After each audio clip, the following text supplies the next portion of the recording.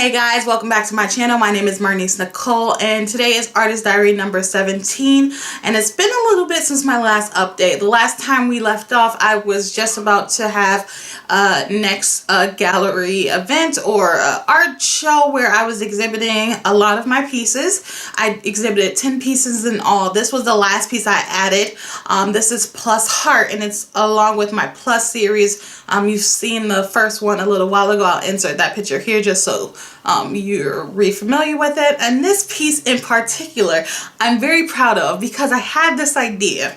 I'd seen a couple of pictures with the hair tossed, and so what I did is I didn't have a reference. I couldn't find one I wanted, so I actually took the photo myself. It was all kind of craziness with my hair, and then I used that to go ahead and start this painting. Now this painting is very fun because there was something missing. I had her hair, but there was done the final layer of the purples and the undertones. That was done. Her face was done, but it still looked flat to me. And so I was like, oh, what can I do?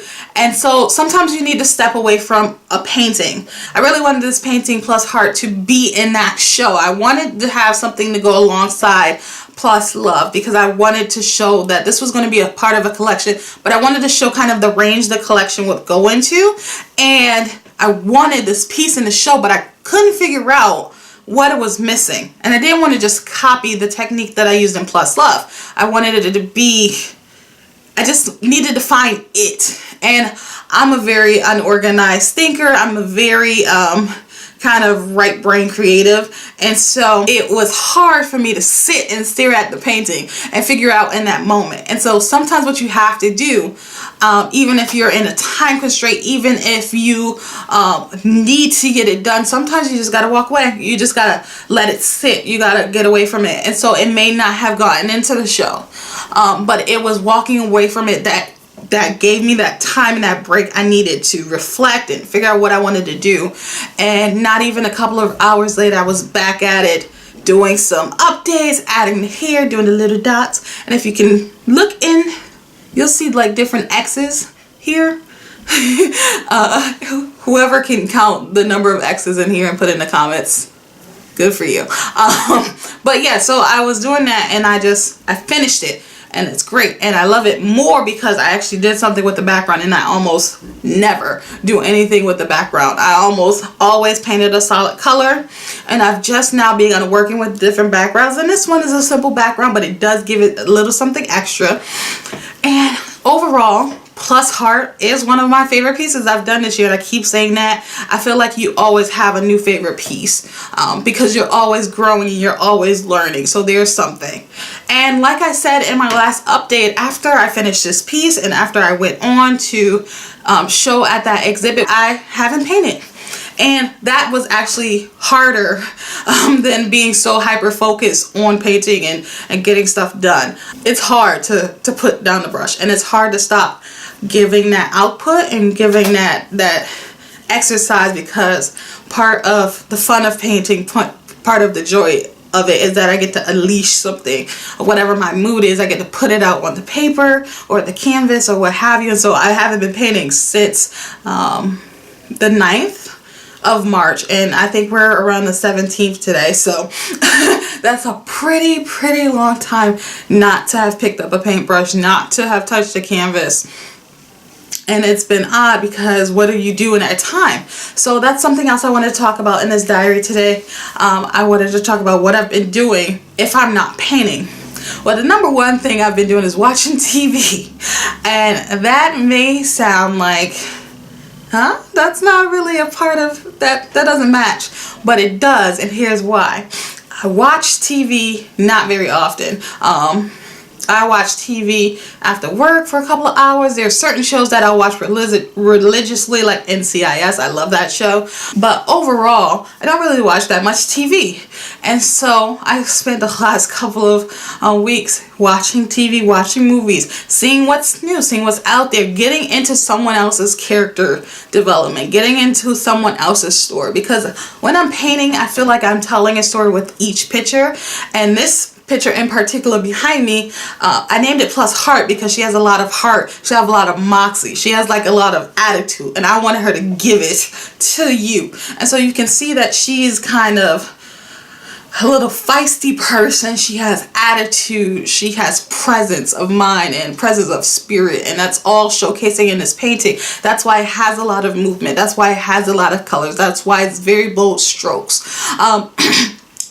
And all of that being said, now I'm getting into other people's stories, seeing other characters develop, and this is building up, I feel, for me, and I know a lot of people talk about that, but like your creative bank, because you diminish yourself and your creativity the more you create. The more you output, the less you have in your reserves. And so I'm taking in the world around me. I'm doing fun things. I'm actually going on a fun brunch this Sunday, which is going to be so cool with like my kind of club that I'm in. And I've never done that before, so that's going to be exciting.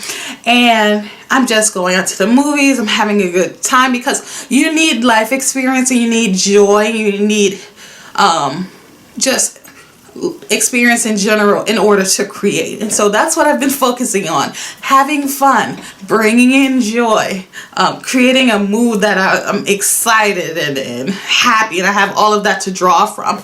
Another thing I have been doing is focusing on art books, which I said I was going to do, and I really have been. So far I have gotten 2 reads through: Classic Heads and Faces, How to Draw, and this is the collectibles edition from classic artist drawer Walter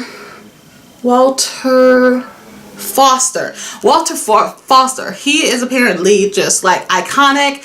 This is a collection of all of his how-to sketches, and I really have not a problem with proportions, but I never really stuck with it, but I need the basics. I need to go back to that. So I've been working through this book, going through all the lessons, and that's also brought me to be sketching more, which I'm trying to fill up my first sketchbook, so that's always a plus. I have seen a noticeable difference since I've been working with this model of how to sketch faces. And this one is very detailed. It actually has how to sketch faces: females, males, young, old. It's a different style, definitely, from what I'm used to, but it's also very educational, and it gives you the points that you need. I don't know how many times I've looked for material on how to do something, and it's like inspiration, and you can find out how to do this, and these are the materials you will need to use it, but it's not ever actually being how to. It's not being instructional. So I love this book, and I've been working through it, and when I share my sketchbook, you'll see what I did.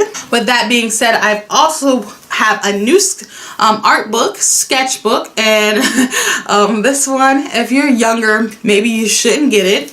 It's actually expressive figure drawing, and it's by Bill Butchman, and this is about how to not so much draw a figure and its exact proportions, but how to take a standard drawing and how to be loose with it, how to be expressive with your drawing. And let me try to find a page that's not of a naked person. For example, if you can see that right there, this page. So just how to be expressive with your figure drawing. Now, I haven't been to a live class, and it's mostly because I'm uncomfortable with the fact that I would be drawing mostly a nude model, and I have to work up to that. I will one day, but not so much right now. Maybe when I finish this book without blushing, maybe I will do it, because again, if you're not of an older age, if you're not mature enough for the content, there is nude figures in here, and you should be comfortable with that. I don't know if you can tell how uncomfortable I am. I flipped through the book and I just was not prepared for that. And if you can see just on the back, this is an example of both the expressive figure drawing and also the contents of the book. So, but I have this and I am reading through it. I've gotten about maybe 30 pages in, and it is very educational. It's just you know, be 18 or older to buy this book. Just a suggestion. And lastly, what I have been doing, this is one of the first art books I purchased, actually. And I quickly, actually, very quickly, I did the first 2 paintings in this book, and then I quickly got bored with it. And it wasn't because it wasn't educational or interesting or instructive at all, but I felt like I was more advanced in this book. I felt like I'd taken that one art class, so I knew certain concepts. And this is a very, very beginner book, and that is Learn to Paint in Acrylics with 50 Small Paintings. Now, it's a great book for beginners, but at the time I didn't feel like a beginner. I didn't feel like I was advanced or intermediate even, but I didn't feel like I was a beginner. And so I quickly put this book down because it felt like things I'd already heard in my previous art experience. But now I'm going back to it, and I'm redoing all of the lessons in this book, and I'll share that when I finish and do a full review of this book for any other beginner painters out there, because I want a better grounding in the basics.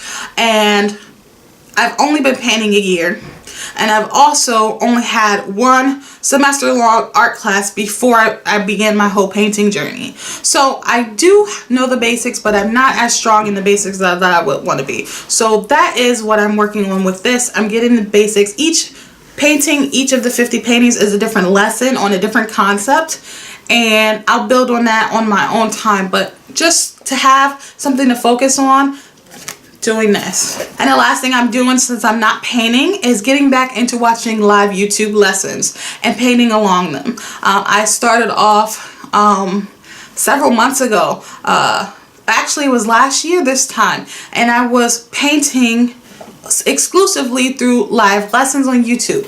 I love them because they're not only free, but they're fun. There's a community built around each artist who does the lessons, and I just really enjoyed them. It was fun. YouTube is basically a part of my life. It's my only TV basically at this point.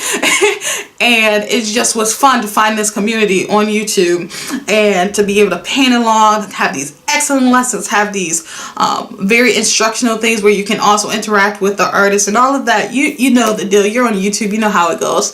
And so I've actually stepped away from that when I started doing my own work, focusing on my own pieces. I would watch them, but I wouldn't necessarily participate or paint along. And so now I've been doing that, and it's so much fun. Not having to think up a composition, not having to work on your own concepts and colors, and being able to just build my repertoire of skills. So I've been watching Ginger Cook, Jane, and I'll link them all below. I watch The Art Sherpa. I love her channel. I have a lot of YouTube friends. Dora, hi if you're watching. And that's just been fun for me. So that's what I do when I'm not actually painting. And I don't know how long I will stick to not painting. Maybe another week or two. I will just sit here and relax and focus on other things. Take the whole of March off and start fresh in April. But we'll see, and I'll be back with more updates and all of that. So bye.